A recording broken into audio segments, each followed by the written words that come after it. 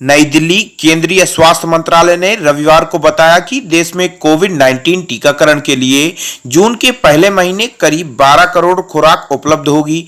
इससे पहले मई के महीने में टीके की 7.94 करोड़ खुराक उपलब्ध थी। मंत्रालय ने एक वक्तव्य में कहा कि विभिन्न राज्यों में केंद्र शासित प्रदेशों को टीके की खुराकों का आवंटन वहां होने वाली खपत, उनकी जनसंख्या और टीके की बर्बादी के आधार पर किया जाता है।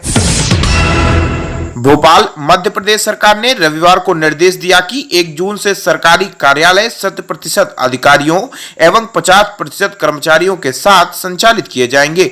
मध्य प्रदेश जनसंपर्क विभाग में एक अधिकारी ने बताया कि राज्य शासन द्वारा जारी निर्देशों के अनुसार 1 जून 2021 से सभी शासकीय कार्यालयों में 100% अधिकारी उपस्थित रहेंगे।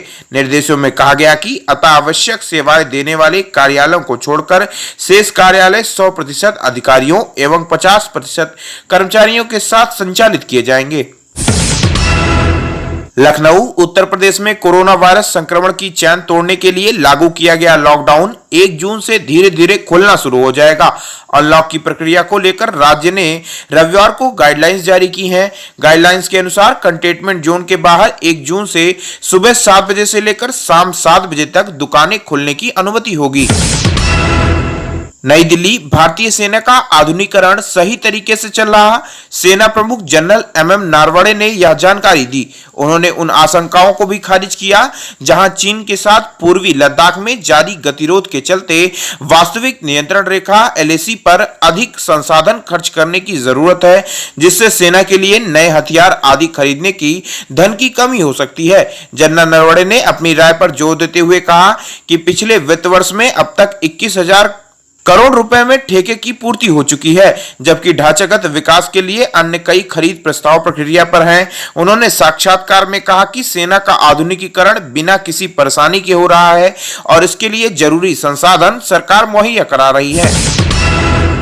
नई दिल्ली बैंकों ने कोरोना वायरस महामारी की दूसरी लहर से प्रभावित छोटे उद्यमों की मदद के लिए 25 करोड़ रुपए तक के कर्ज के पुनर्गठन की प्रक्रिया शुरू कर दी है। यह कदम इस महीने की शुरुआत में भारतीय रिजर्व बैंक द्वारा घोषित कोविड-19 राहत उपायों के अनुरूप है। कई बैंकों को समाधान रूपरेखा के लिए निदेशक मंडल की मंजूरी मिल गई है और इस संदर्भ में पात्र कर्जदारों से संपर्क कर रहे हैं। नई दिल्ली वित्त मंत्रालय ने रविवार को 3 लाख करोड़ रुपए की आपातकालीन ऋण सुविधा गारंटी योजना का दायरा बढ़ाने की घोषणा की। इसके तहत अस्पतालों को अब ऑक्सीजन उत्पादन संयंत्र लगाने को लेकर रियायती दर पर कर्ज मिलेगा। मंत्रालय ने एक बयान में कहा कि इसके अलावा योजना की वैधता 3 महीने बढ़ाकर 30 सितंबर या 3 लाख करोड़ रुपए की गारंटी शुदा कर्ज जारी होने की तय की जाएगी। योजना के तहत कर्ज वितरण की अवधि को बढ़ाकर 31 दिसंबर कर दिया गया।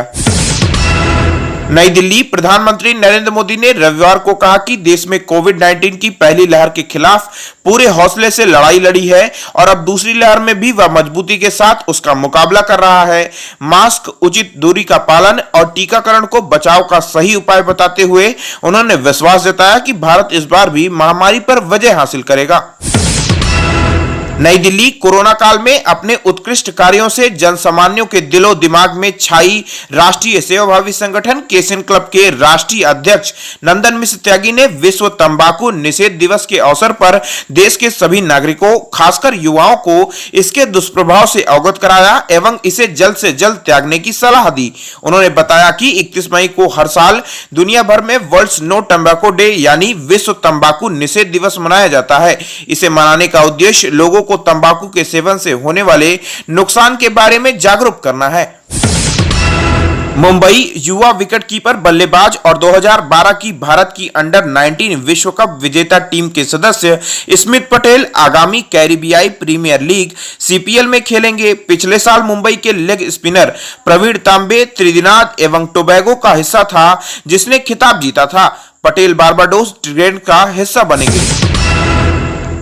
लंदन इंडिया के पूर्व स्पिनर मोंटी पसेनर ने विश्व टेस्ट चैंपियनशिप WTC के फाइनल मुकाबले के लिए भारतीय टीम की अंतिम एकादश टीम चुनी है, जिसमें पनेसर ने रविंद्र जडेजा और रविचंद्रन अश्विन को शामिल किया है। भारत और न्यूजीलैंड के बीच 18 जून से विश्व टेस्ट चैंपियनशिप का फाइनल मुकाबला खेला जाएगा।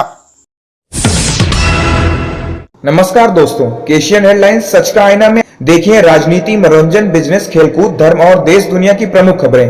केशियन हेडलाइंस पर हमारे चैनल को लगातार देखने के लिए सब्सक्राइब करें, बेल आइकन दबाकर अप्रूव करें।